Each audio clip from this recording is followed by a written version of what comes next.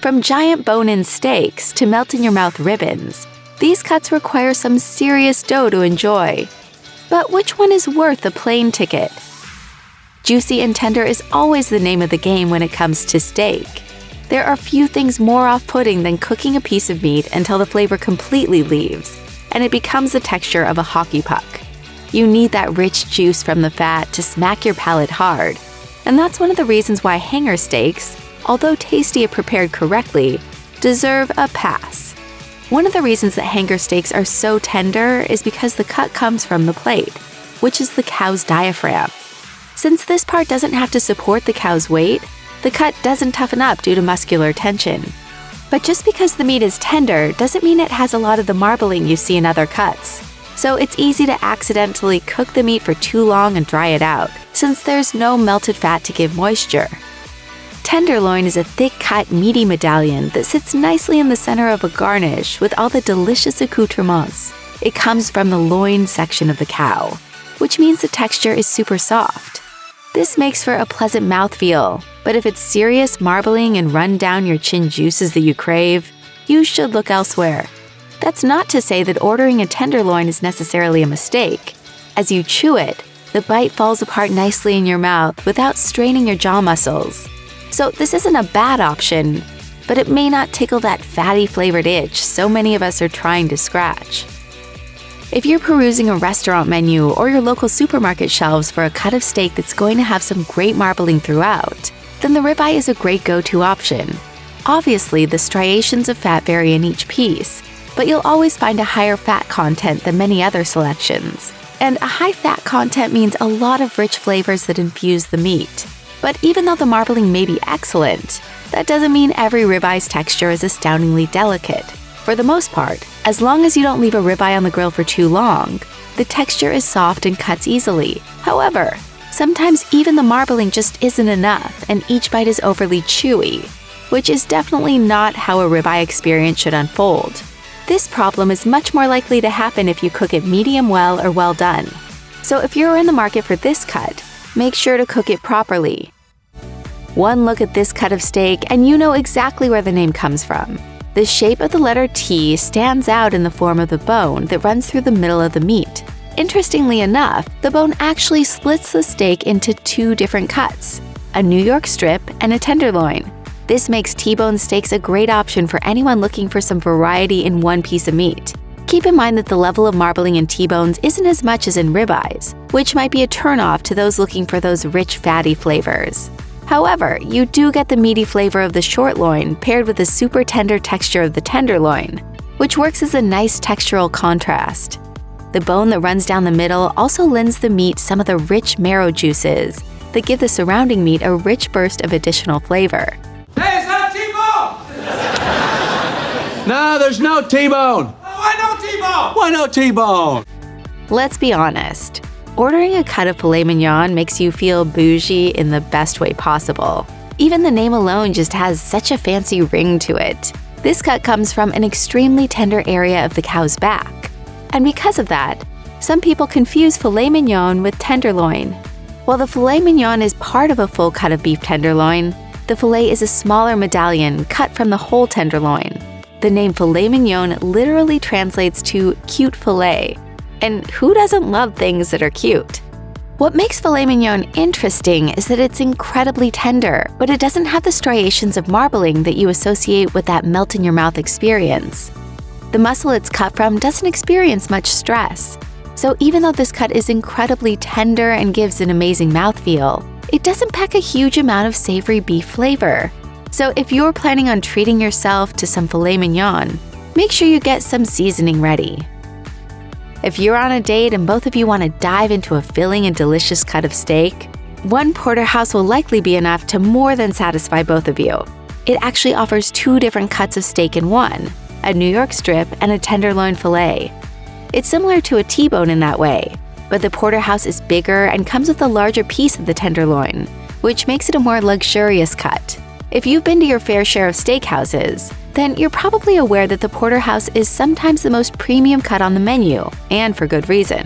There's usually an impressive amount of fat that runs around the circumference of the steak, and that melts down and floods the meat with rich coat-your-mouth juices. The two steaks you get don't have a ton of marbling running through them, but they're super tender and they have a soft mouthfeel. If you're in an Empire state of mind when you're hungry for beef, then obviously you should opt for the New York strip steak. The name comes from its origin in Big Apple steakhouses, though it's also known as striploin steak, Omaha strip, and Kansas City strip. You can order this cut boneless or with the bone still running through it, but either option is plenty tasty. Although the New York strip isn't as tender as some others, people love it for its intensely beefy flavor. This cut has a really nice chew to it, so you really feel like your mouth is diving into a bold and meaty meal. And there's definitely still enough marbling for all the amazing juices to add a great punch of rich flavor to each bite. New York! If you're on a mission to order a cut of meat that will have the entire dining room staring at you when the server plops it on the table, look no further than the almighty Tomahawk. This behemoth just screams indulgence as it packs one heck of an in-your-face flavor punch. It's served with the long bone protruding out like an axe handle, which just makes it that much more hardcore. You better have a squadron of friends with you if you order a Tomahawk. Either that or get ready to eat leftovers for the next week. The meat on this cut is super tender and riddled with fatty marbling. And the sheer size means that each bite has tons of juice erupting out. If you're feeling bold and astoundingly hungry, then go for the Tomahawk. Anytime you eat any type of food, not just steak, you want it to taste prime. Settling for anything less runs the risk of a subpar experience, and nobody should ever have to waste their time and money on that. This type of craving is what makes prime rib such a desirable cut. And if you're a big fan of ribeye, you might already know that they're cut from this huge hunk of beef. 'Cause you're a dang hunk. The sheer size of a slab of prime rib makes it ideal for roasting. Popping it in the oven for a slow roasting process ensures that the meat is super tender all the way through. Plus, there's plenty of marbling all over the slab that melts down and soaks into it to create a beautifully juicy bite. Also, the bones that are embedded in the prime rib deepen the juicy flavors, so you get the 1-2 punch of tender, rich tastes. When you start dealing with Wagyu beef, you know you're experiencing some of the most flavor-packed and well-marbled cuts of meat in the world. One of the most luxurious cuts is the Wagyu Tenderloin. It has super soft meat, as well as really amazing striations of juicy fat spread out evenly. This elevates Wagyu Tenderloin over the lean tenderloin from conventional cattle. If you have the money to shell out for this cut, it's more than worth your appetite's attention. The first thing you might notice when looking at the tenderloin is that the marbling isn't quite as extreme as other cuts of Wagyu. But don't let that fool you. Sure, it may have slightly less, but you really can't tell because it's distributed so well that every bite contains the rich, melty juices that are associated with these high-quality cuts. And the fat content ensures that the meat packs enough flavor, so you don't need any extra sauces to enhance it.